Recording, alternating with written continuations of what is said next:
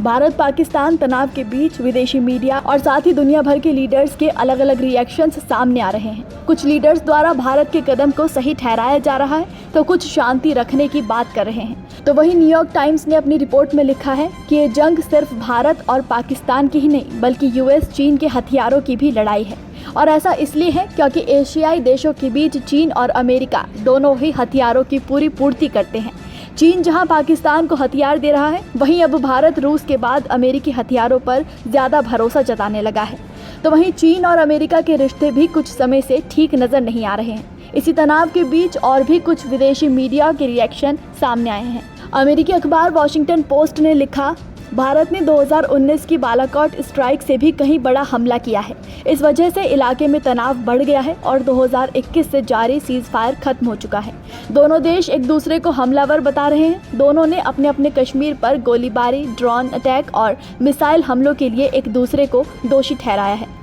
तो वहीं अमेरिकी अखबार CNN ने लिखा है, भारत पाकिस्तान के बीच चल रहा संघर्ष चीन की मिलिट्री टेक्नोलॉजी का टेस्ट भी है।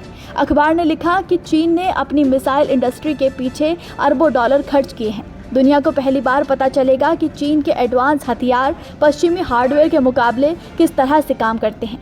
पाकिस्तान ने दावा किया है कि उसने भारत के राफेल मार गिराए हैं। इसमें चीनी लड़ाकू विमान J-10C का इस्तेमाल हुआ है। इस खबर के आने के बाद J-10 बनाने वाली कंपनी AVIC चेंगदू के शेयर में 40% का इजाफा हो गया है।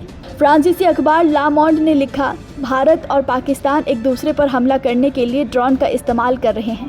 पाकिस्तान ने दावा किया है कि उसने भारत के 29 में से 28 ड्रोन मार गिराए हैं, जबकि भारत का भी दावा है कि पाकिस्तान ड्रोन से सीमावर्ती इलाके में हमला कर रहा है। इस तनाव के बीच दोनों पक्षों के कम से कम 48 लोगों की मौत हो चुकी है। इसके बाद फ्रांस 24 ने लिखा, जंग की आशंका के बीच पाकिस्तान और भारत में भारी गोलीबारी हुई। गुरुवार को पाकिस्तान की सेना ने कहा कि उसने 28 भारतीय ड्रोन्स को मार गिराया। भारत ने भी पाकिस्तान पर ड्रोन और मिसाइलों से हमले करने का आरोप लगाया और दावा किया कि उसने लाहौर में एक एयर डिफेंस सिस्टम को तबाह कर दिया है। बुधवार को भारत की एयर स्ट्राइक के बाद शुरू हुई लड़ाई में बॉर्डर के दोनों तरफ कम से कम 48 लोग मारे गए हैं। तो वहीं अल जजीरा ने कहा कि पाकिस्तान ने भारत के 29 ड्रोन गिराने का दावा किया है। वहीं भारत का कहना है कि पाकिस्तान ने भारतीय सीमा क्षेत्रों पर कई ड्रोन और मिसाइल हमले किए हैं। इस हमले में Indian air defence system S-400 ने कुछ ड्रोन को मार गिराने का भी दावा किया है। इसके बाद भारत पाक तनाव के बीच जंग में दुनिया के कई लीडर्स की भी इस पर प्रतिक्रिया आई है और सब ने अलग अलग बयान दिए हैं।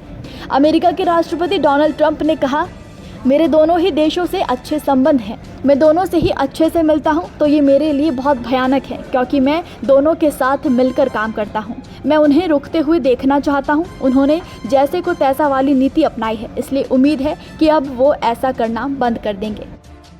ट्रंप जंग के लगातार बाद से ही दोनों देशों से शांति की अपील कर रहे हैं। तो वहीं JD Vance ने दोनों देशों के तनाव के बीच हस्तक्षेप करने से साफ इनकार कर दिया।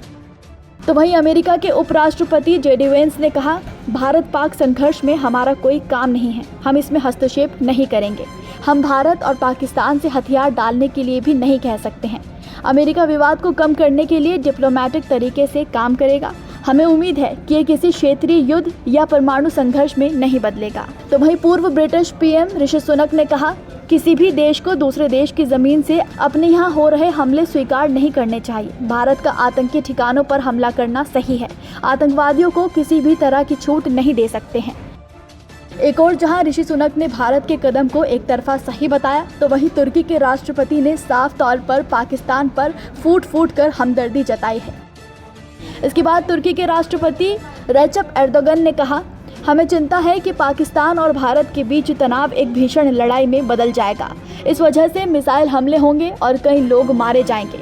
मैं हमलों में जान गंवाने वालों के लिए प्रार्थना करता हूं और पाकिस्तानी भाइयों के लिए संवेदना जाहिर करता हूं।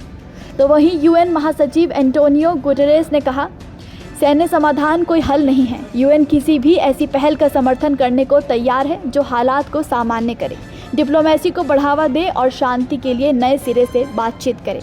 तो वहीं पाकिस्तान और भारत के युद्ध के बीच इजराइल और फ्रांस ने जमकर भारत का समर्थन किया है और उनके ऑपरेशन सिंदूर वाले फैसले को सही बताया है।